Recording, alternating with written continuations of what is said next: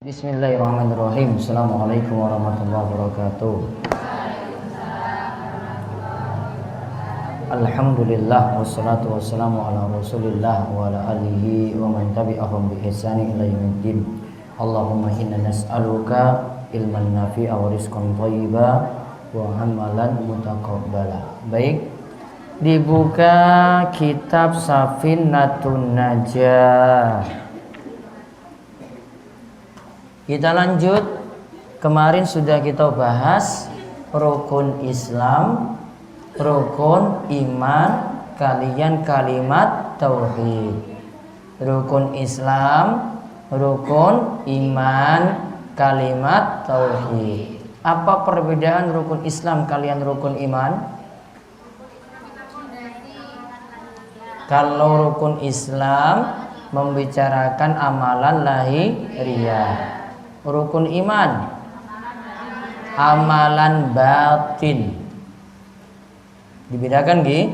Rukun Islam membicarakan amalan lahiriah, rukun iman membicarakan amalan batin. Maka kaitannya iman kepada Allah, iman kepada malaikat, iman kepada kitab, iman kepada para rasul, iman kepada hari akhir, iman kepada takdir yang baik maupun yang buruk. Terus kalimat tauhid, kemarin sudah disebutkan ada dua rukun. Iya kan? Apa dua rukunnya? Satu, nafi. Artinya apa? Peniadaan segala sembahan selain Allah. Yang kedua, isbat. Apa yang dimaksud? Menetapkan hanya Allah satu-satunya yang disembah atau diibadahi. Sekarang kita lihat bab duha, thaharah. Ditulis artinya di situ dalam kurung bersuci. Bersuci.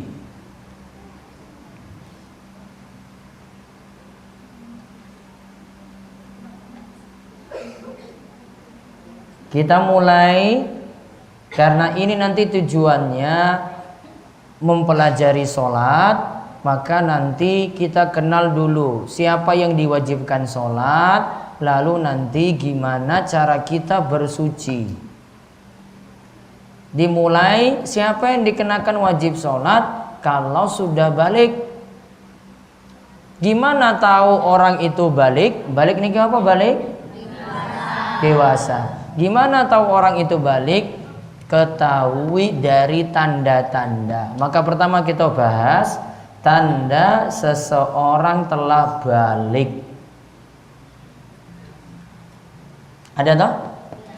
Nah, tanda seseorang telah balik. Lihat kata Syekh Salim Al-Hadrami.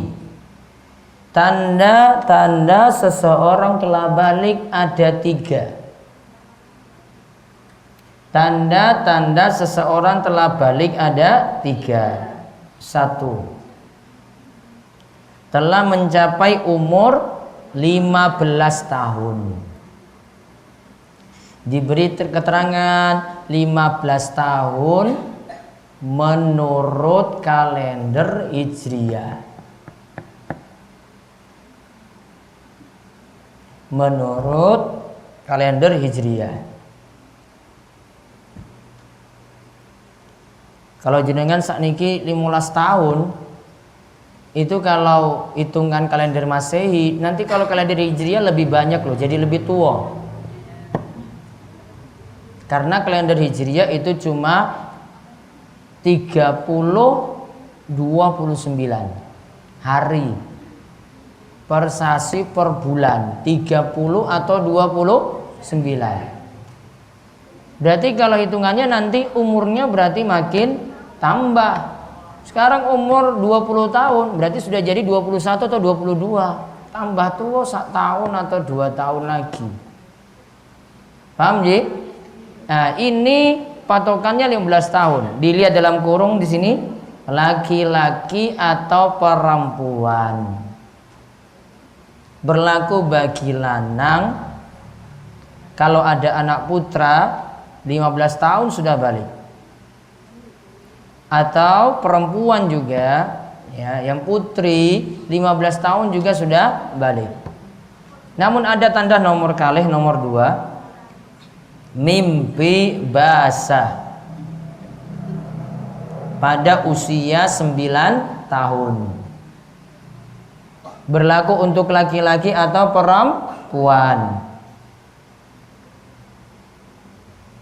Mimpi basah pada usia 9 tahun.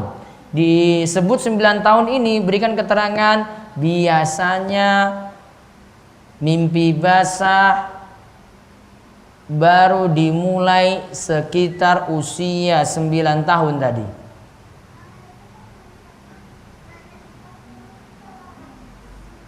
Biasanya mimpi basah baru dimulai ketika usia 9 tahun tadi. Namun boleh jadi anak ibu-ibu sekalian ada yang lebih awal dari itu. Baru 7 tahun, 7 tahun sudah mimpi basah, bisa jadi. Maka kalau sudah 7 tahun berarti kelas pinten? 7 tahun. Nah, mungkin nggak? Mungkin saja. Tapi biasanya 9 tahun itu baru wajar. Nah, ada yang bisa jadi kurang dari itu, ada yang biasanya lebih. Mungkin 12 tahun seperti itu. Terus tanda yang ketiga, mengalami haid pada usia 9 tahun khusus perempuan. Datang bulan usia 9 tahun. Dulu ibu-ibu berapa tahun? SMP apa SD kelas 6? Oh, sama semuanya ya, kok seragam janjian apa ya? Janjian. Rata-rata SMP nggih. Baik. Namun biasanya 9 tahun ini. Boleh jadi ada yang kurang dari 9 tahun, boleh jadi ada yang lebih daripada 9 tahun tadi. Nah, lihat diberi catatan lagi di bawahnya.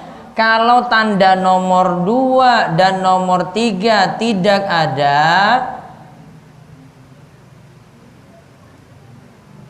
kalau tanda nomor 2 dan nomor 3 tidak ada, maka memakai patokan 15 tahun. Maka memakai patokan 15 tahun. Dia nggak datang, nggak mimpi basah. Laki-laki ini nggak mimpi basah. Ditunggu nanti sampai 15 tahun gak mimpi basah, maka ketika usia 15 tahun itu sudah balik. Apalagi tadi datang bulan. Kok sampai umur 15 kok belum juga datang bulan? Maka ketika sampai usia 15 tahun sudah dihukumi balik. Kenapa kok pakai patokan 15 tahun? Dikarenakan wonten dalil di mana saat sahabat itu ada yang usia 14 tahun mau pergi berjihad bersama Rasul Shallallahu Alaihi Wasallam. Sebelum mau pergi ditanya dulu, Mas, jenengan itu umur berapa? 14 tahun wahai Rasulullah. Enggak boleh ikut perang. Disuruh pulang. 14 tahun anak zaman sekarang lagi ngapain? Nah, ibu-ibu, opo main kelereng saiki? Dolanan HP. Ini sudah ingin pergi berjihad, pingin perang. Tahun berikutnya datang lagi pada Rasulullah SAW. Wahai Rasulullah, saya mau ikut perang. Umurmu sekarang berapa? 15 tahun. Oh, sekarang boleh berangkat. Maka patokannya di sini para ulama katakan 15 tahun. Sudah, berarti berapa tanda balik? 3. Yang pertama, usia 15 tahun. Yang kedua, mimpi basah. Yang ketiga, datang bulan atau haid. Diulang. Tanda pertama 1, usia 15 tahun. 2. Mimpi basah. 3. Datang haid. Lalu kita beralih syarat sah batu istinja. Istinja ki apa artinya? Membersihkan. Ditulis istinja adalah membersihkan kotoran setelah buang hajat.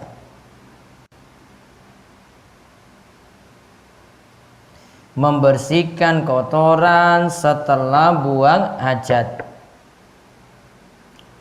Apa bahasanya? Nah, itu namanya istinja bahasa Arabnya.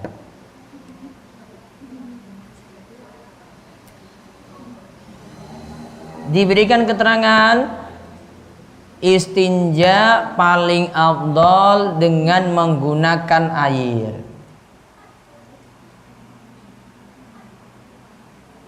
Istinja paling afdol dengan menggunakan air. Pernah di zaman Rasulullah SAW itu ada penduduk Kuba.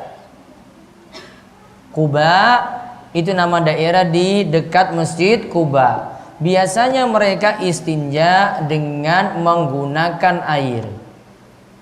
Lalu turun firman Allah, innallaha yuhibbul mutahhirin. Sesungguhnya Allah mencintai orang-orang yang bersuci. Bersucinya pakai apa orang Kuba di sini? Air tadi, yaitu maksudnya beristinja dengan menggunakan air. Maka di sini menunjukkan afdolnya. Terus ditulis di bawahnya lagi, jika tidak ada air,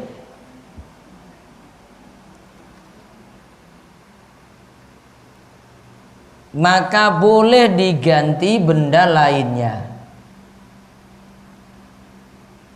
seperti batu. Seperti apa? Batu.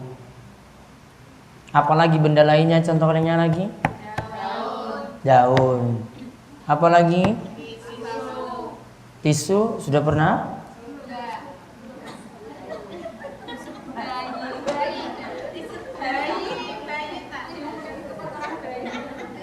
Ya sudah, pokoknya itu tahu sendiri.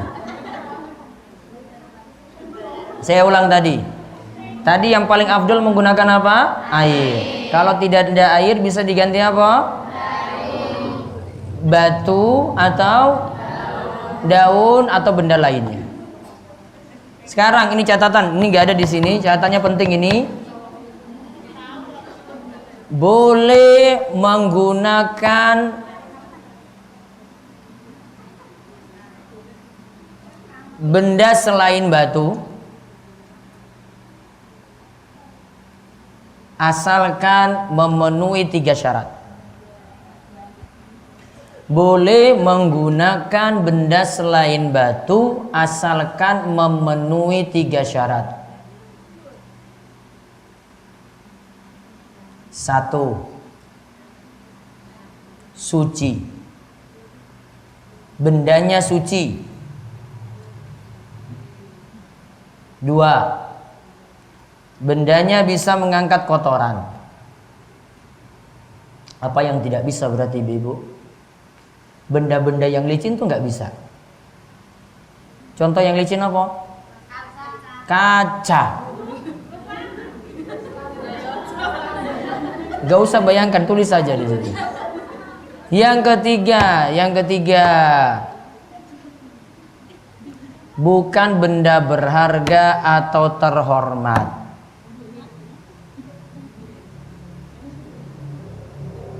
Apa contoh benda berharga? Dia cari-cari, wadah duit 1000 pas.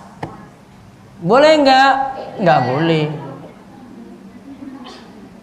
Apalagi apa tadi, berharga atau terhormat? Apa contoh terhormat? Kok teguh banget engko emas ki itu emas. Contoh lagi terhormat. Ya, niki kucing nggih. Pas ada ekornya di samping dia.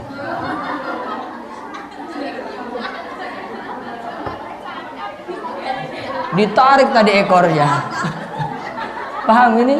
Nah itu nggak boleh, karena itu punya kucing. Pas ekornya di samping. Karena masih terhormat, tuh punya dia itu. Sudah diulang tadi. Satu apa? Suci. Dua, bisa mengangkat kotoran. Tiga, bukan benda berharga atau terhormat. Sekarang ada yang menggunakan tisu, berarti boleh nggak? Tisu suci nggak? Suci. Bisa mengangkat kotoran nggak? Bisa. Benda yang berharga? Oh enggak, itu dipakai untuk toilet Pak. Maka masih boleh. Sudah? Baik. Sekarang kita lihat syarat batu yang sah digunakan untuk beristinja. Syarat batu yang sah digunakan untuk beristinja. Istilah lainnya ditulis istijmar. Istijmar, ISTI apa? ISTI JMAR. Istijmar. Istilah lainnya ya. Diulang apa tadi? Istijmar. Istijmar itu artinya istinja pakai batu. Ada berapa syarat di sini? 8. Lihat 8 syarat. 1, harus berjumlah 3. Apa yang berjumlah 3? Batunya. Cari 3 batu. 1 belum cukup. 3 batu. Karena 3 batu lebih besar kemungkinan untuk terangkatnya kotoran. 2, mampu membersihkan area yang terkena najis. Ya. 3, najis yang akan dibersihkan belum kering. Karena kalau sudah kering susah. 4, najis yang akan dibersihkan belum berpindah ke area lain. Ya, cuma di sekitar situ saja. Yang kelima, najis tersebut belum dibersihkan dengan benda lain. Berarti baru pakai batu ini saja. Yang keenam, najis tersebut tidak melampaui lubang dubur dan kemaluan. Berarti nggak pergi kemana-mana, cuma di situ saja. Yang ketujuh, najis tersebut belum terkena air. Kalau ada air ya ngangge air, pakai air, ngapain pakai batu? Yang kedelapan, batu yang digunakan harus suci. Repot banget ya ulama beri syarat itu ya. Namun mereka beri aturan kayak gini biar nanti membersihkannya itu lebih bersih. Sekarang pembahasan yang terakhir yang wajib dikerjakan saat berwudu. Dalam kurung ditulis rukun wudu.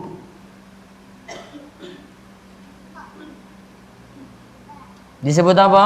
Rukun wudu. Hal-hal yang wajib dikerjakan saat berwudu ada 6. Ada berapa? 6. Ingat ya, kalau ditanya rukun wudu berapa, jawab 6. 1, niat. 2, membasuh wajah. 3, membasuh kedua tangan sampai lengan, sampai siku nantinya. 4, mengusap sebagian kepala. Karena kita bahas mazhab Syafi'i dikatakan sebagian. Kita seperti itu saya berlakukan.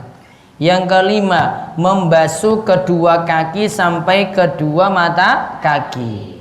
Yang keenam, tertib, dibuat dalam kurung berurutan. Berurutan. Sekarang beri keterangan singkat. 1, niat. cukup dalam batin, tidak perlu dilafadzkan. Cukup dalam batin, tidak perlu dilafadzkan. Jadi kita dalam Islam sebenarnya tidak diajarkan nawaitul wudu'a li raf'il hadatsi. Tidak diajarkan seperti itu. Cukup dalam batin saja. Enak. Jadi saya mau wudu sudah. Dua tadi apa? Membasuh wajah. Beri keterangan batasan wajah. Batasan wajah. Titik 2. Batasan rambut kepala hingga niki apa? Dagu. Ulang, batasan apa? Rambut kepala hingga dagu. Dan batasan telinga kanan kiri. Batasan telinga kanan kiri. Ini berarti wajah. Nih.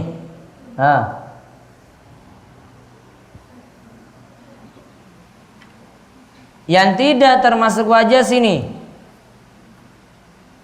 Bawah dagu ini tidak termasuk wajah.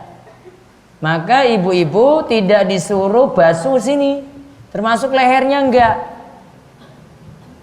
Cuma sampai batasan ini. Sehingga karena ini tidak dibasuh, ibu-ibu kalau pakai ruku mau kena jilbab, niki sampai sini loh. Sini. Kurang maju toh?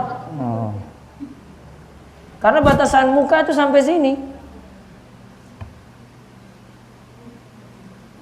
Sudah paham wajah tadi? Apa batasannya? Niki batasan rambut kepala. Turun sampai apa? Dagu. Terus batasan telinga kanan kiri. Nah, ini semuanya. 3. Membasuh kedua tangan sampai lengan. Diberikan keterangan siku ikut dibasuh. Siku, mana siku? Ikut dibasuh. Ini biasanya lupa di sini. Ya, ini kena. Sehingga kalau ibu-ibu itu disuruh basuh sampai siku, berarti kan ini dibuka, sedangkan ini aurat. Makanya lakukan wudhu itu di tempat tertutup. Gak boleh di tempat terbuka. Ya, baiknya di tempat tertutup. Cari tempat yang tertutup di mana? Enggak lihat kanan kiri laki-laki di situ. Terus yang keempat, mengusap sebagian kepala. Diberikan keterangan yang lebih sempurna adalah mengusap seluruh kepala.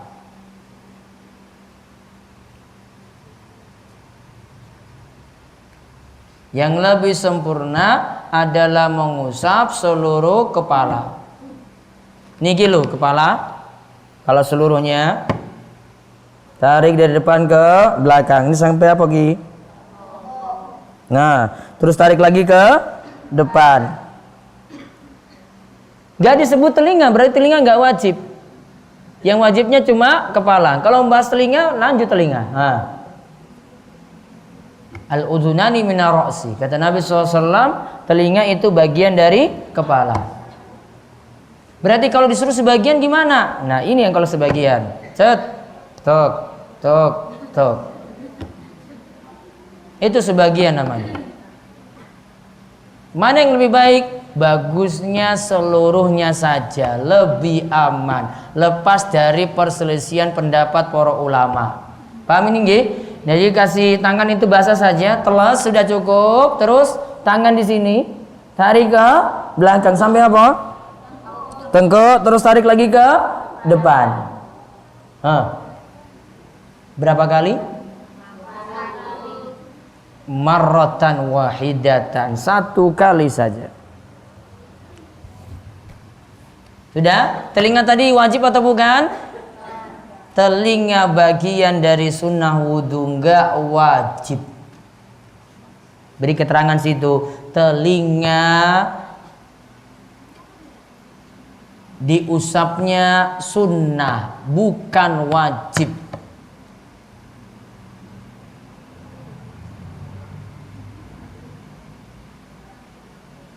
Telinga itu diusapnya sunnah, bukan wajib.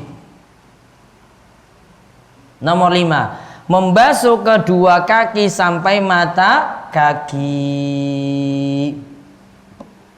Membasuh kedua kaki sampai mata kaki. Berikan keterangan, mata kaki juga dibasuh. Mata kaki juga dibasuh. Ini ada salah teks kayaknya. Taib.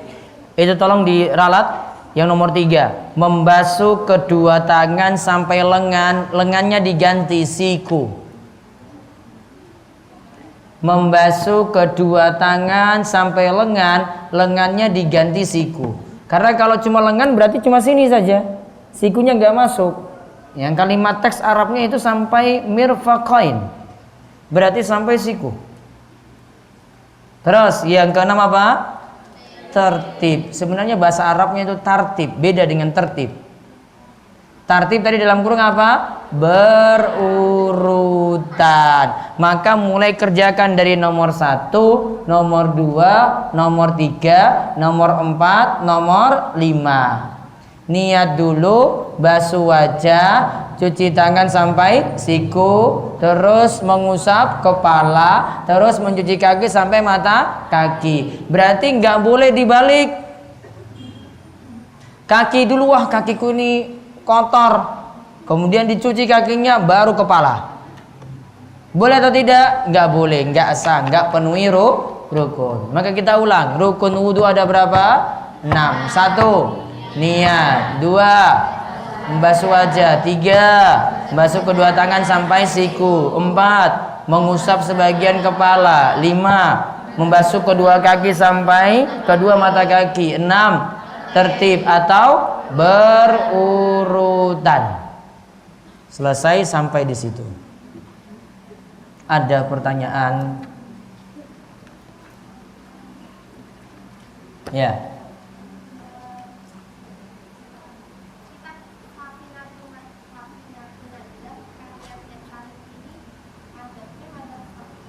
Mazhabnya mazhab Syafi'i.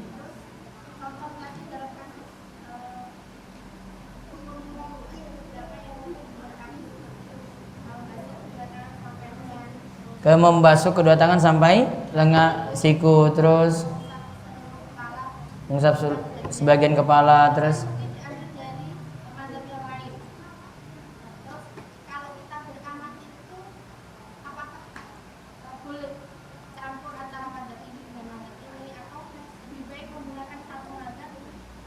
kalau masih belajar, masih pemula, satu mazhab. Karena nanti bingung. Karena belum bisa simpulkan dalil.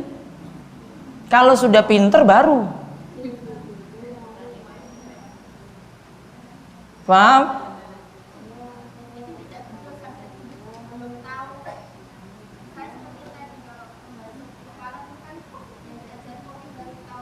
Nah, makanya lebih aman disempurnakan.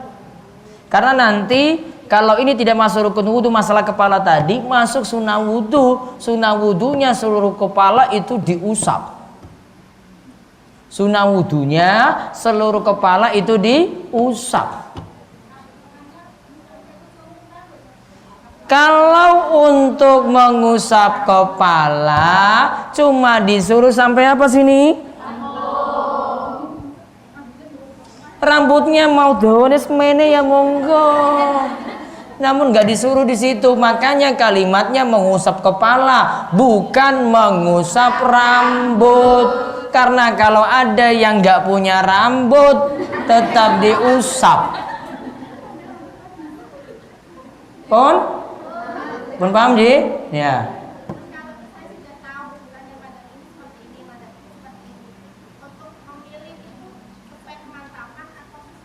Sesuai Pak gurunya sinten.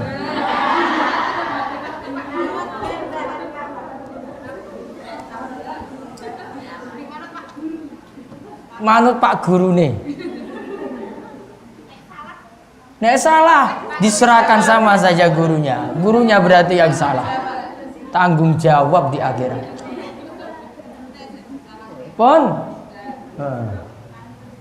Masih orang yakin ini. Ada lagi?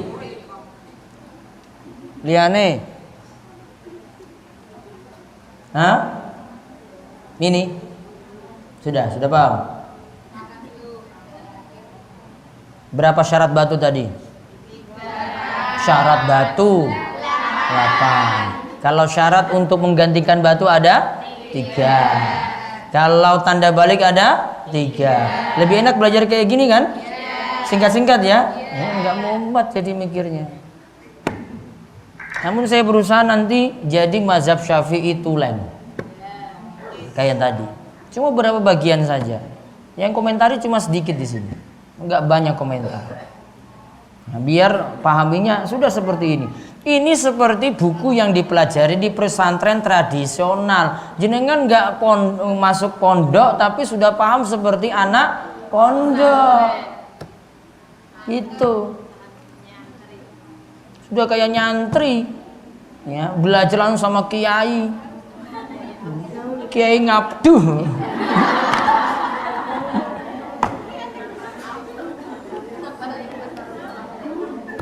Pun sudah ya, dan kita lanjut lagi pekan depan.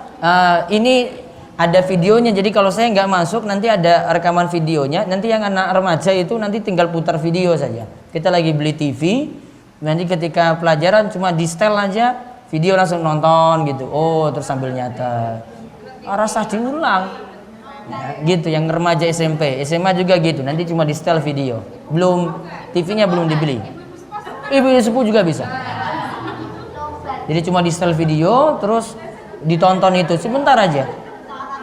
Video satunya sudah, tapi saya belum masukin flash disk. Nanti tunggu TV-nya nanti yang 50 inch. Iya, nanti masih nunggu. Mau dibuat kayak gitu. Jadi semua kelas nanti pelajarannya sama, termasuk kelas bapak-bapak. Nanti pelajarannya ini saya nggak mesti hadir, nanti tinggal putar video, terus nanti bapak-bapak dengar dengan buku panduan ini. Paham ya? Jadi yang kelas remaja SMP, SMA tetap dapat pelajaran dari saya langsung, namun lewat TV. Sudah canggih kan? Canggih, nggak usah hadir. Sudah demikian kita cukupkan, kita tutup kalian doa kafaratul majelis. Monggo.